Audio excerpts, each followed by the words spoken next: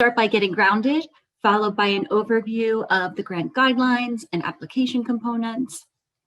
We'll then share some general tips and tricks, and we'll leave time at the end to take questions.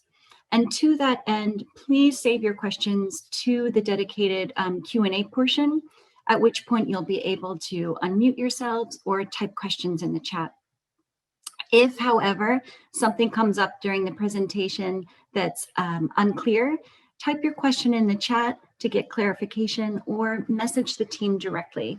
And the team includes Nicole, of course, Alif Brown, and Carrie Osborne. Now, to get us grounded, it's my pleasure to introduce ZooLab's co-founder, Vinitha Watson. Hi, everyone. It's so good to see everyone here. People who we know, who have been through the accelerator, and new artists. I'm so excited about this program. I wanted to tell you a little bit about ZooLabs before we start. Our journey really started about 10 years ago when we were really the first to talk about artists and entrepreneurship living side by side.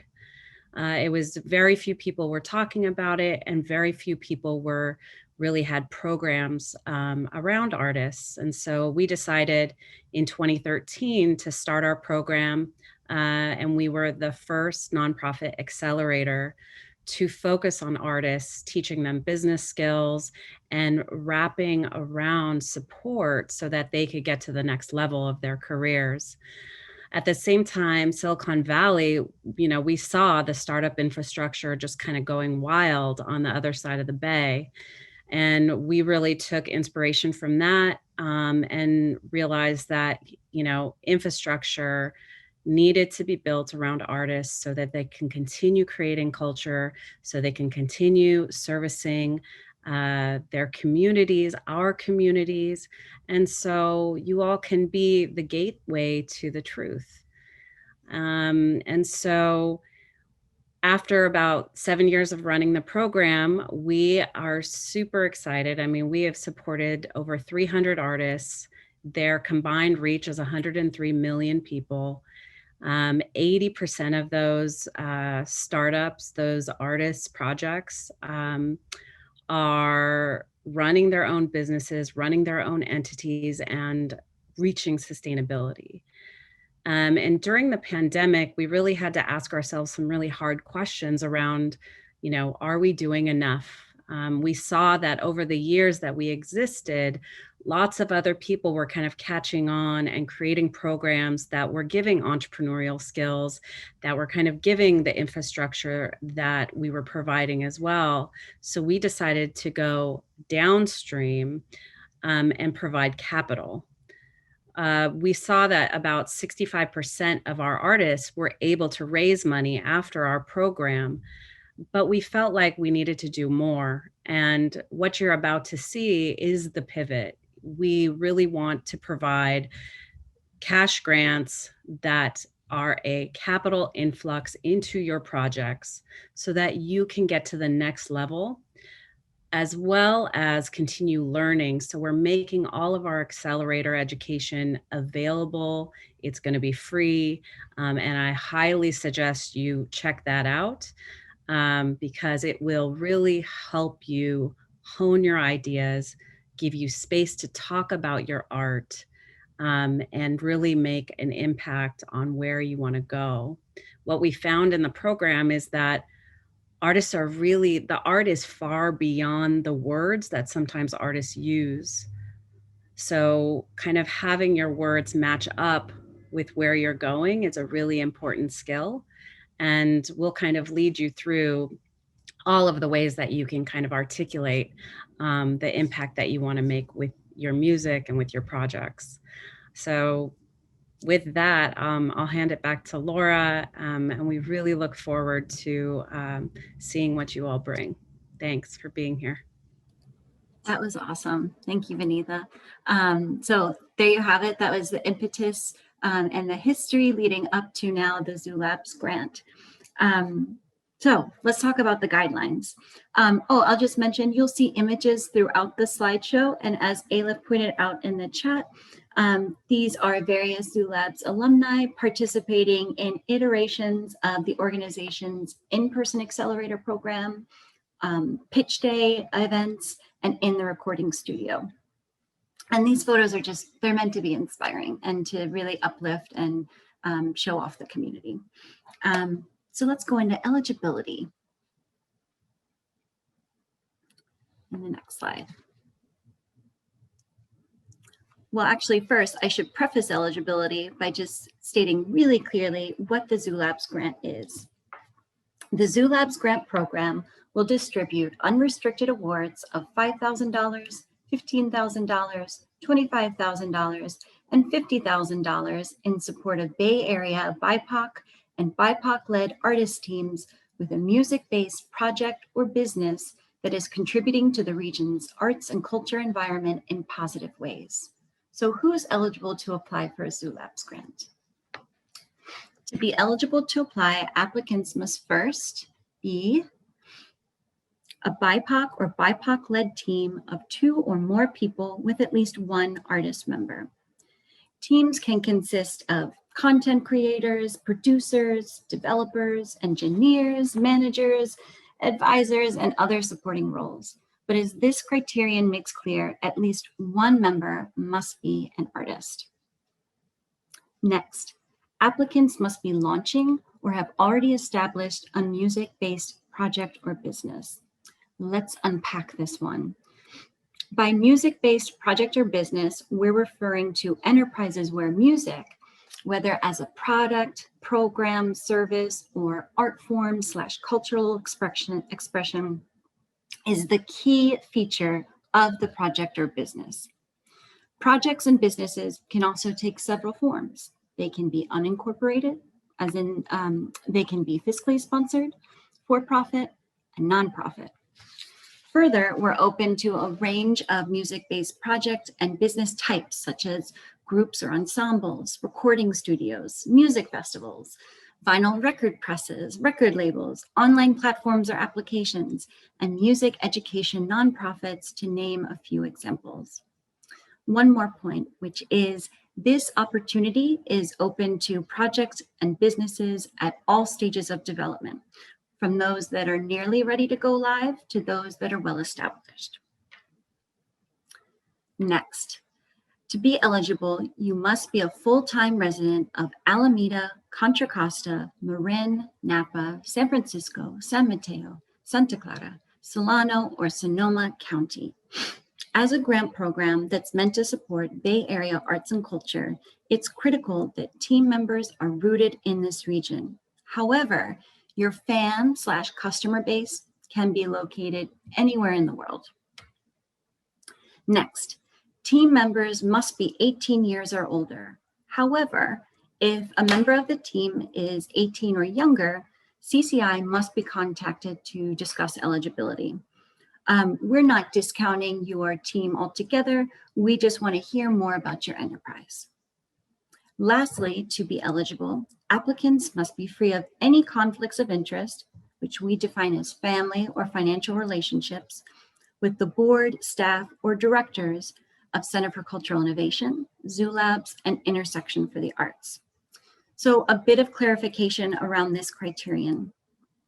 If you happen to be fiscally sponsored by Intersection for the Arts, your relationship with them is not considered to be a conflict of interest, as you have a Model C contract that states a relationship of independence from Intersection for the Arts. Additionally, Intersection will not be involved with the selection of grantees. If you're a Zoo Labs alum, welcome back. There's no conflict because Zoo Labs staff will not be involved in the selection of grantees either. And your participation in a past accelerator program is by no means considered an active financial or family relationship. Lastly, if you're a prior or current CCI grantee, congrats, nice to see you again.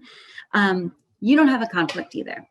Your award through another CCI grant program has no bearing on your eligibility for the Zoo Labs grant. Each of our grant programs are evaluated differently, some by staff and others by external panelists. In this case, CCI staff will not be assessing Zoo Labs grant applications, so there shouldn't be any concerns regarding conflicts. And next slide. So this is a good segue into who exactly is reviewing applications and how. For the Zoo Labs grant, CCI will invite panelists who are established music practitioners and/or entrepreneurs to make recommendations on final grant recipients. Panelists will evaluate applications against the following criteria. First, group strength and dynamics. Team members have a healthy working relationship and are driven to seek out opportunities. Next, artistry and craft. The team produces or creates work that is well developed and that creates a compelling fan/customer experience. Next, entrepreneurship. The team is receptive to ongoing learning and feedback and committed to building a sustainable business that attracts resources and fans/customers. And lastly, impact. The team produces work that matters to their fan and customer base and creates economic opportunities in the community. Additionally, grant funding is arriving at a critical juncture where an infusion of capital has the potential for short and long-term impact on the team's business or project. Taken together, the sum of these parts is what we mean when we say BIPOC and BIPOC-led artist teams who are contributing to the region's arts and culture environment in positive ways. And for a bit more context, the criteria I've described here will be evidenced through your narrative responses and application attachments, which we'll go over in a minute. Okay, next slide. All right.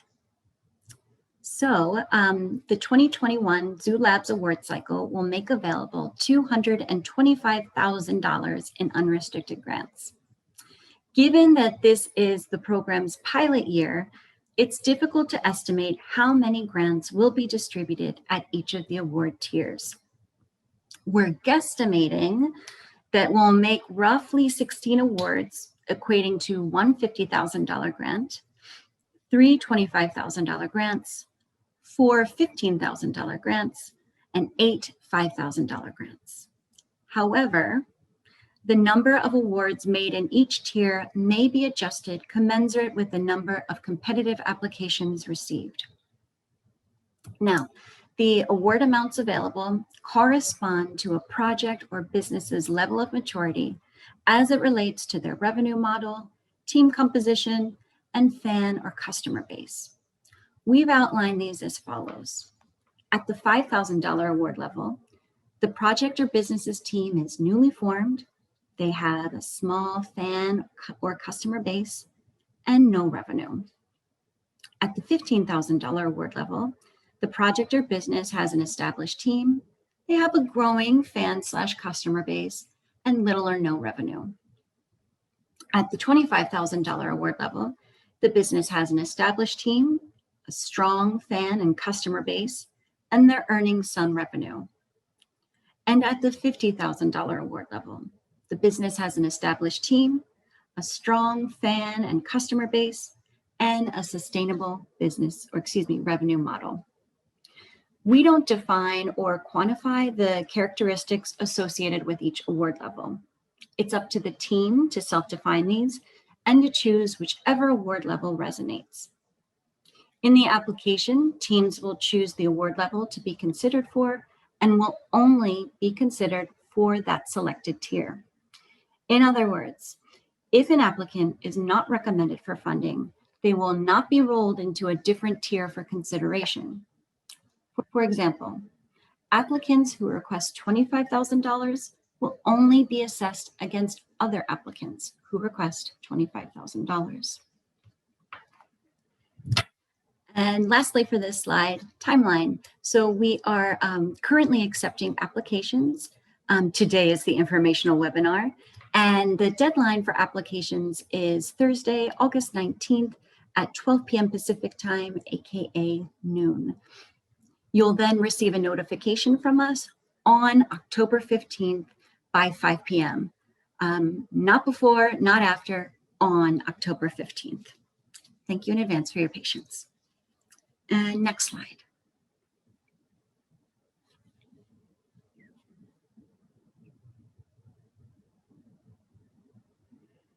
Okay, now we'll talk about the application. And next. So only one application will be accepted per team. That is, individual team members cannot submit separate applications. Teams will identify a lead applicant who will serve as the primary contact for the application. Please note as well that applications must be submitted through Submittable, which is CCI's online grants platform. So the application will collect contact information for a minimum of 2 and up to 5 team members. Teams will also select the award amount to be considered for. The application will then go on into a mix of multiple choice questions regarding the team, the business, its fan/customer base, and impact, along with narrative questions in each of these areas. Narrative responses are limited to 175 words, and specific questions include, in the realm of team, first, describe the most impressive thing that the team has done together with regards to the project or business. And 2, describe the ways that the team has created traction for the project or business. Next, with regards to the business, describe the project or business, including what you are creating and why you are creating it. And then on to fan/customer base. Describe your current fan/customer base, including any demographic characteristics. We'll also ask you to describe your plans for reaching your potential fan/customer base. And finally, impact. How is the project or business creating economic opportunities in the community? Why does your fan/customer base care about the project or business, and how do you know? And finally, why is this a critical time for your project or business to receive funding? For a more comprehensive window into the application, there's an application preview available on our website that literally takes you through every single step of the application, and it's available in a Word document, so you can create your responses in that and copy and paste them into the online application. Going into the next slide. Thanks, Nicole.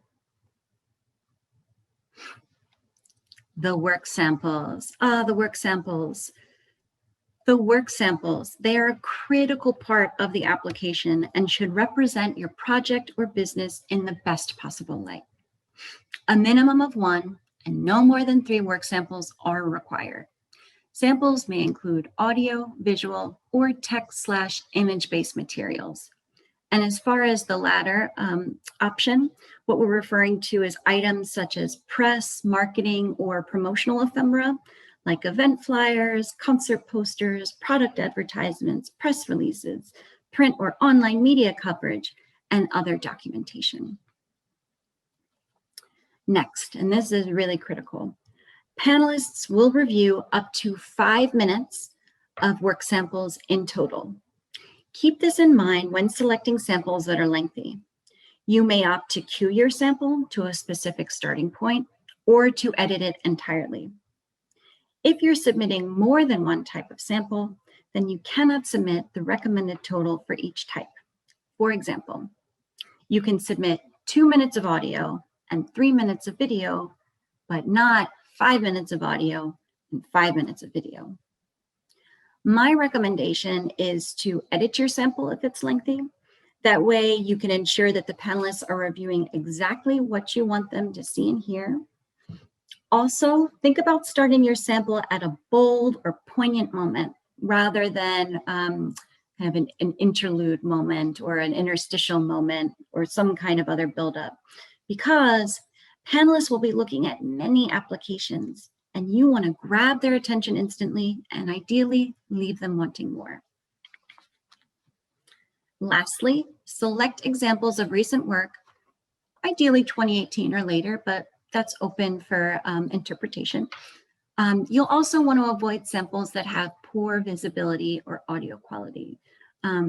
So, production qualities aside, what's most important is that we can hear and or see your sample if that's what you're asking of us. All right, this is the fun part. On to the next slide. In addition to the application components that we just reviewed, teams will also need to prepare and upload a 1-minute pitch video. To provide some tips around this, we're going to watch a video featuring Zoo Labs alum and inventor, co-founder and CEO of Electrospit, Bosco Kante. For making a 1-minute pitch is, who are you and what is your story? Introduce your team and help us understand the strength of your group and your team dynamics. Everyone should talk and introduce themselves and their role. What are you making? Who are you serving? As in, who are your fans, followers, or tribe? Why do your fans need what you're making? What's the value that you bring to your fans or customers? Or what's the promise that you're making to them? How does your product fit into the market or meet the current climate? What traction have you had? Like, what partnerships, successes, or revenue have you created? And finally, tell us your vision for the future, as in, what would happen next if you get this funded? If you don't have answers to these questions yet, that's okay. We can help you get there. Visit zoolabs.org to check out our free online courses. The courses will help you answer these questions confidently so you're ready to apply in future funding rounds. For example, I'm teaching an entire course on why pitching matters, where I dive deeper into the techniques and psychology of pitching. Be amazing. You got this. Yes. Okay, thank you, folks. Thank you for your patience. Let me now turn it over to Zoo Lab staff member, Carrie Osborne. Hi, everybody. Thank you all for being here. It's wonderful to see so many folks interested in applying. I just wanted to talk for a moment about the entrepreneurial courses that we will be offering very soon. As Vinitha mentioned at the beginning of this webinar, part of this big pivot is we are moving our traditional in-person accelerator curriculum into free online courses that anyone can access. The plan is to launch all of this fall, and you will be able to find these courses by just going to zoolabs.org and clicking the button that says Learn. They will be there for you. This on screen here, you can just see a small sample of some of the subjects that we'll be covering: creative business models, understanding your fans, everything all the way up to monetization and music business administration, or how to get paid for your music. Very important. This is just a sample. There will be many more courses and more to explore. So we are so excited to share this with you all this fall. If you are not already signed up for our newsletter, please do so, and be sure that you are following us on social media. That's through our social channels and our newsletter. That's where we will announce as soon as these courses are live, and we cannot wait to share them with you. I will now throw it over to my lovely colleague, Alif Brown. Thanks, Gary. Hi, everyone. I'm Alif, the Director of Programs here at Zoo Labs, calling in from Oakland, Alani Land. So I guess we're jumping right now into the award details. So come October, we'll be announcing the awardees for the grants. And from there, you'll be introduced to myself and to Carrie, as well as our leadership, Vinitha and Dave. When you're in the program, we will be introducing you to mentorship. We believe that this helps enriching our ecosystem here in the Bay Area, to connect you with like-minded individuals or people with expertise and skills that are transferable to what you're interested in doing in the moment. So what's important for us is to connect you to a mentor that can help you immediately. So once you've been awarded or told about which grant you've been awarded, you'll be introduced to us, and then we'll have a meeting to discuss your immediate needs, what you're interested in learning further. They'll be assessed by an online application question, so look out for emails from Carrie and or myself. And then we'll have a one-on-one consultation where I'll be able to find the right mentor to introduce you to. Then your will be introduced to the mentor via an email and set up with a 1-hour session. You can choose to do it virtually or in person with the chosen mentor. Nice. Yeah. And Yeah. just to underscore that, unlike, I mean, a lot of other grant awards, this one comes with not only capital, but also the benefit of intellectual capital, of knowledge, of learning from others. Yes, thank you. You'll also be put into our online community with all of our other alumni and mentors on our Mighty Networks platform. So you'll, be able to keep on networking and exchanging knowledge. Thank you, Laura. Thanks. And now I'll just offer up a few points about your payment. And that's in the next slide.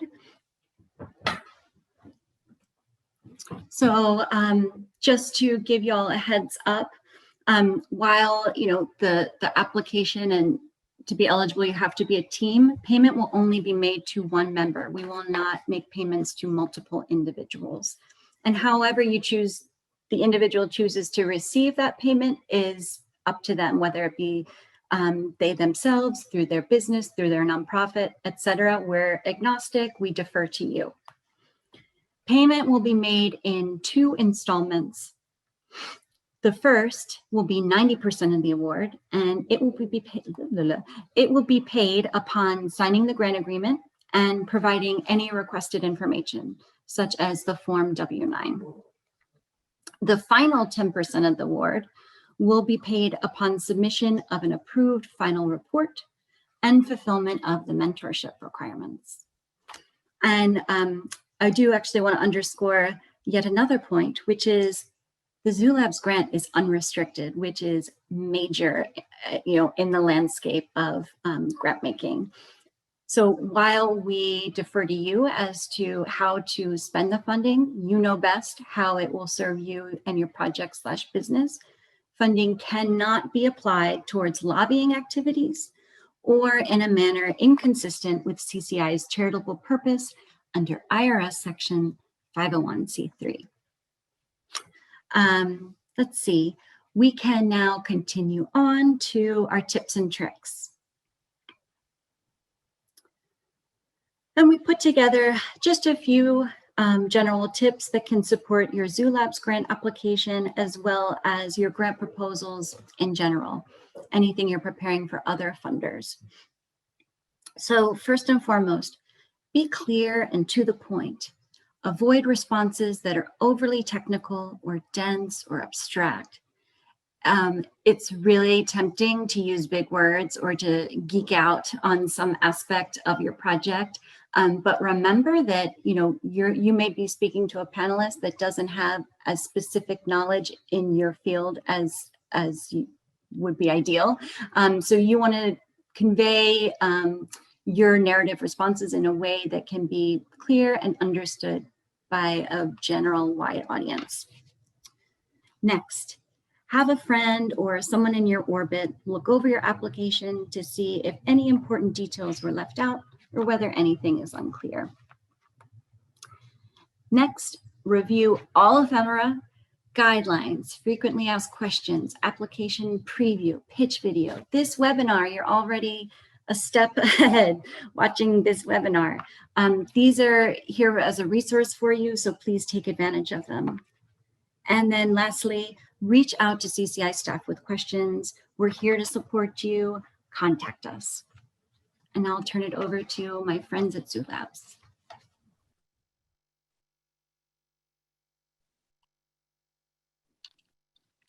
All right, yeah, I'll just give a couple more tips for creating your 1-minute pitch video. Just a heads up that they can be recorded on any device. So that could be your phone, it could be a really fancy camera, it could be your computer, an iPad, it could be whatever works for you.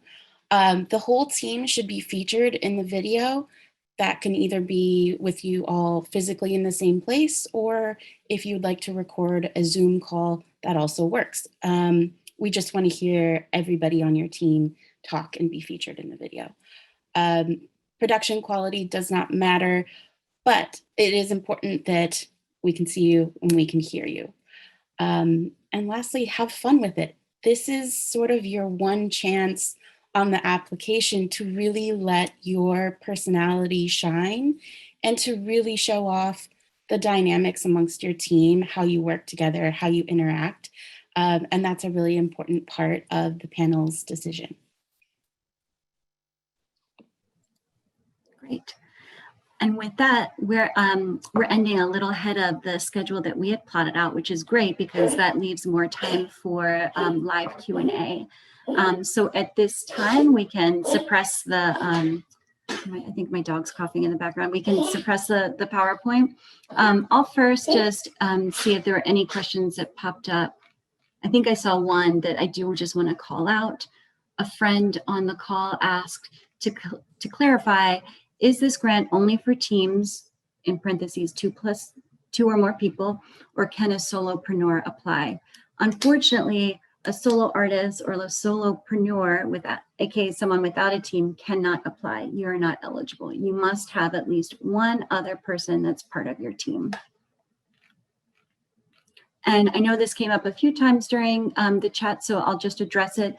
We'll be making this webinar available on our website within the next couple of days. We'll also post up the slide deck as well as a reference. Laura, there was another question a bit further that said, if someone is a member of 2 different unrelated projects, can both projects apply? Yeah, I imagine that's probably going to happen quite a bit. The issue would be if it was the same project and different team members were submitting separate applications. But if you happen to be part of a few projects and they're all eligible and competitive, that's fine. Yeah, that's a great question. Laura, Nicole here. We have a question. Do all team members need to reside in the Bay Area? Yes, because this program is rooted in uplifting the Bay Area's arts and culture community, your team members should reside full. And when we say full-time, we mean you're not just spending a month here for a residency and then going somewhere else, but you're living here full-time. If your majority, I would say if there are outlier instances and you want to talk about this more offline, or if you have very specific circumstances, you can contact us. But all in all, really everyone should be living in the Bay Area counties that are eligible.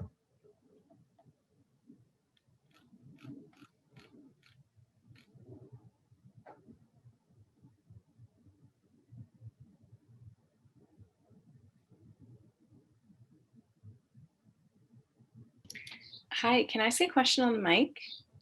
Yeah. Oh, yeah. I should have said, yeah, you can unmute yourselves, raise your hand, or pop a question in the chat.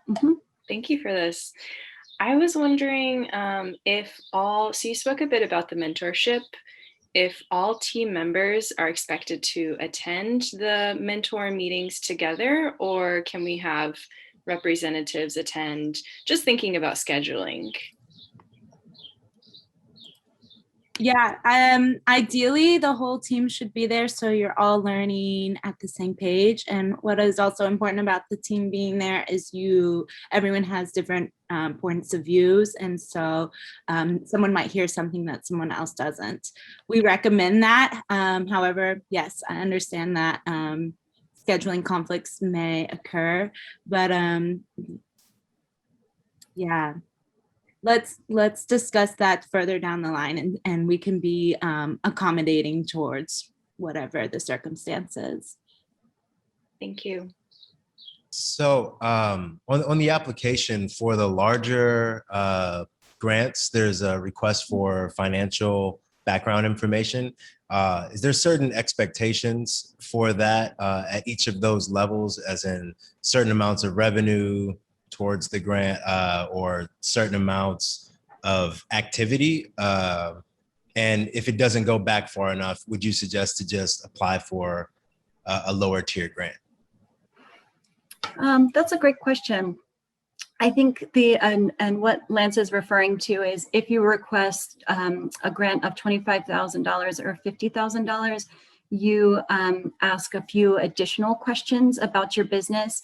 I think we ask for the revenue range for the last couple of fiscal years. I think we do 2019 and 2020. We ask, are any of the team members being compensated? And if so, how?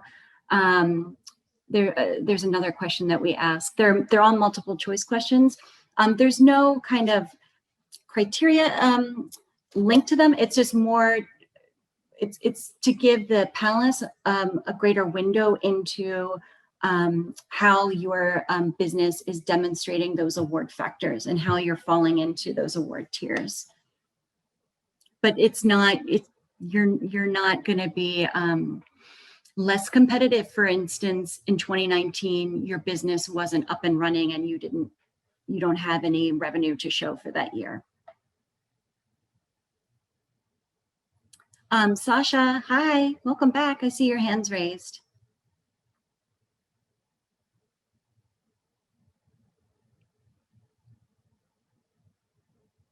Maybe Sasha didn't mean to raise her hand. What about Naru?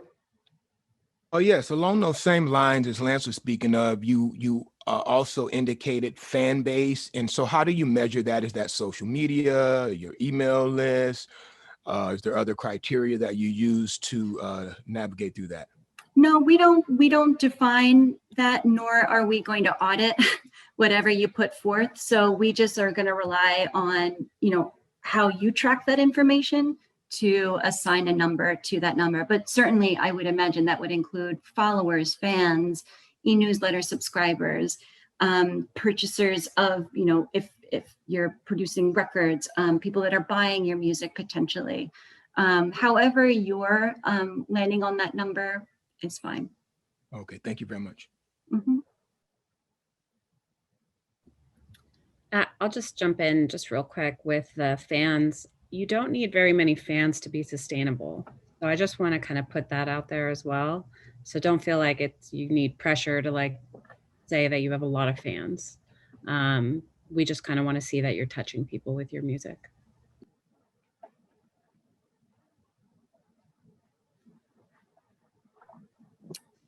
Hi. Oh, Sasha, great. We can hear you now. Okay, cool. Okay, so I had two questions. One of them was if a project is eligible. So if it is an existing project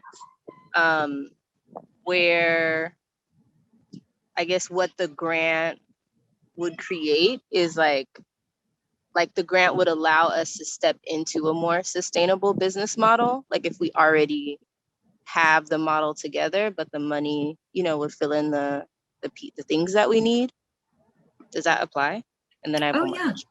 Yeah, for sure. I can see that being part of your response to the impact question as far as what funding would do for you at this moment for your project or business. And by extension, weaving that into even the pitch video. You have these existing things or models, and it will take you to this level as an example. Okay, cool. And then the second question was for income. Could we use a lot of our income comes from mutual aid efforts and donations? Can we use that within the budget as income, or does it need to be direct sales? However, you're collecting revenues. I think we name a few. That's actually one of the questions. If you're requesting $25,000 or $50,000, is what are your revenue sources? And I believe there might even be we name a few, and then I think there may even be a write-in option for those ones that fall outside of the categories that we name. So long as it's related to your project or business, it could be considered a revenue source. But if it's unrelated to it, then I wouldn't include. Okay, thank you so much. Yeah. Laura, as a follow-up to that, there was a question, are art grants for past projects considered revenue? Again, if it's connected to your current enterprise, then yes. And if it's falling into the years that we're specifying in the grant application, we're not. And just to say too, we're not going to audit this information. Again, it's just more context for the reviewers. I think Taylor's had her hand raised for a minute. Yes, my question is, what's the story framework that the panelists will use when reading the financial reports for the top tiers? And background is our strategy has been to create an impact, and we're currently this year grounding our business model. So how will they take the information off the financial reports and be inspired, or what would the panelists, what would stick out to inspire the panelists with the financial reports? Well, there's no financial reports. It's just literally just a handful of questions that we ask that are multiple choice options. We're not asking for any financial statements. And the panelists aren't going to be focusing on that criterion exclusively. The full story is going to be all of the review criteria. So all of those things will be taken into consideration when thinking about who is a top contender for those award tiers. So one doesn't kind of cancel out the other. Everything is taken into consideration.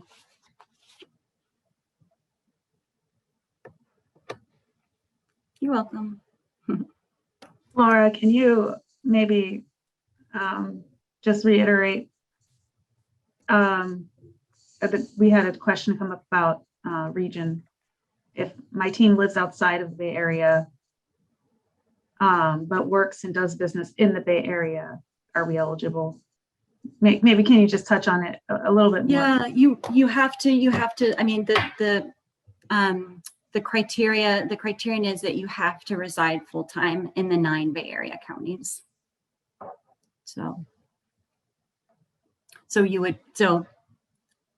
Therefore, I think what she's saying is they live outside of those 9 counties, so they would not be eligible to apply. Hi, can I ask a follow-up question to that? Mm-hmm. So are we looking, or CCI and Zulabs looking at the team that's a part of the project? Or are they looking at the larger organization's team? Like what is considered? I think I would have to know more about, I don't think I understand the question. Yeah, that's okay. I have a couple other ones that I need to ask anyway, so I'll just stick it in an email and we can connect offline. Okay. Okay. Yeah, I would imagine, I would think we're just looking at the information that you provide to us. So if you're providing information about 5 team members, but also elaborating on the larger composition, that would be taken into consideration. But I think I would just need to know a little bit more about what you're describing. Okay, I'll add some context in an email. Okay. Thank you. And that's actually, I'm glad that you raised that, because obviously if someone has a very nuanced question, by all means reach out to us, because guidelines are written to kind of reach the masses, and certainly we can't cover every little thing that will come up that's specific to your project or business. Are there exceptions for people displaced due to COVID? We're not doing, no. Displaced, like you were living in one of the counties and now you're not. Yeah, that was the question. Yeah. Yeah, not at this time. And, things may change for future rounds, but for this round, we're sticking exclusively in the Bay Area. I have a question about a nonprofit I have. So would we report the funding for the entire nonprofit, or would it be project based as far as like the team we're working on a specific project? So that would be my only concern with that. Well, is music the primary focus of the nonprofit? No. Or is it a program of the nonprofit? Yeah, it's a program of the nonprofit. So that's why I'm asking, because Yeah, it's going to be hard to break down specifically the whole finances, but we do get grants and things like that. So that's Yeah, why I'm it sounds like it should just be specific to the program, but please message me after this, because I do want to just make sure that, we talk about in the guidelines that music must be the key feature of the business or project. So I just want to make sure that you're in alignment with that. Okay, so let's just talk offline. Sure. Hello. Yes. Yeah. Ayinde? Yes, that's me. So I just wanted to ask, I'm an artist as well. In terms of like product development, like throughout the pandemic, I was able to create face masks and hoodies and things like that. That also funneled directly back because of the brand that it came with from my music, which I pretty much used to be able to promote through all the content and the creativity. Is it also, because I heard you saying that you wanted to also be music based in terms of for the businesses, is that okay that it's branching from the music but branching to things like e-commerce as well as giving back, but it all obviously stems from the music, or does it specifically just have to be the funds needing to be pushed towards the music only? Well, in your application, you're going to want to center the music-based project or business. So if it's kind of evolved into different areas, I don't know that those will be relevant. But again, if you want to, this sounds like another maybe instance of talking offline, so I can just understand the question a little bit better, or your circumstances. Okay.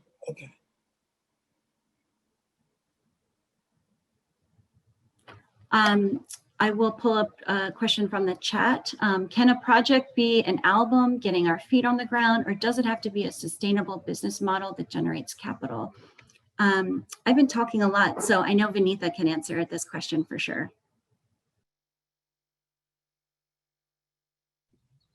So we know that albums don't always generate the best sustainable capital. We know that music is really the way that people come in and it delivers the message, but oftentimes there are products that are outside or next to it, sitting next to it, that generate capital and that can lead to sustainability. So hopefully that kind of gets your head in the right place. It can be about the album, but also we need to just see how you're thinking about using that album and then where you think the revenue is going to come from. From a lot of our artists that we've worked with, we often saw that the album is kind of the first step, and then there may be some products that are falling out of that album that are making more revenue. Hopefully that made sense. Okay.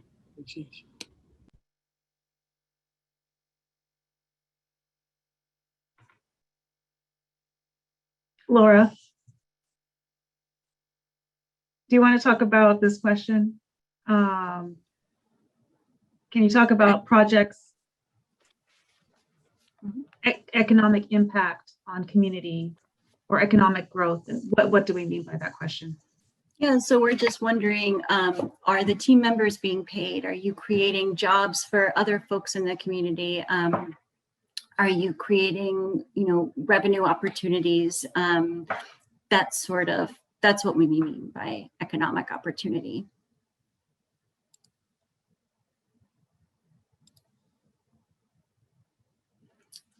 Someone asked, how often are the rounds? This is the pilot year. I don't know what the future holds. We hope to have future rounds, but we'll see. You know, a lot depends on how this goes and how it resonates and how it lands in the community. So TBD and stay tuned. But Zulab's social and newsletter are really good ways to keep up to date on everything that is happening, because if there are future rounds, they will emanate from Zulab's and not from CCI. And I would also say, in that case, apply for this round. And also,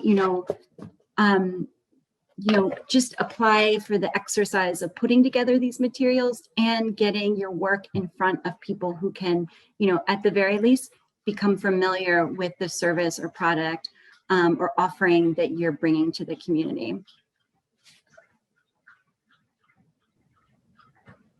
Yeah, and I just want to say, grown up in the Bay, art is so important here. We know that all of you are doing the most important work.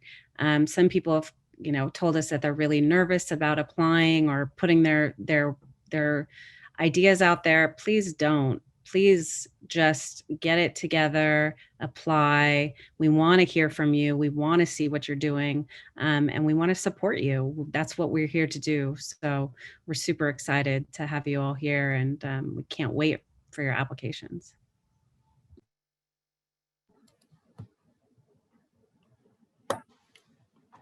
That's great. Yeah. Because certainly this, we've gone over what the review criteria are. So things like grantsmanship and how persuasive you can be, or writing style, are not being taken into consideration and would never be. Taylor, do you still have a question, or is your hand just still accidentally, or is it accidentally raised? No, I don't have a question. Thank you. Okay.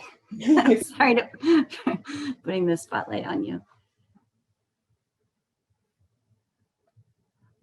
So someone asks, are these grants really focused on projects that target just BIPOC communities?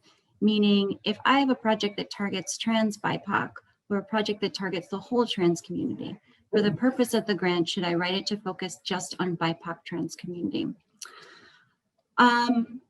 Well, actually, the criteria is that your team must be BIPOC or BIPOC-led, and that's where that element comes into play.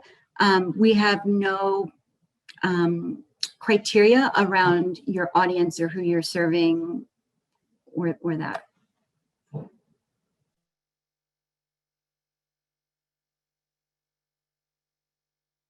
And I think we have time for probably one more question, one or two.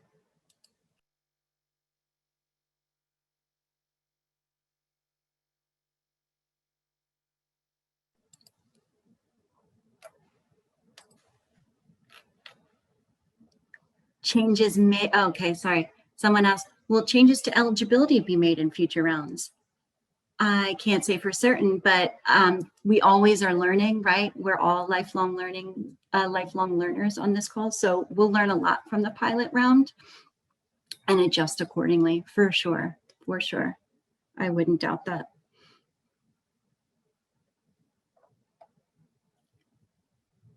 So I think we're just at about time, unless anyone has a burning question.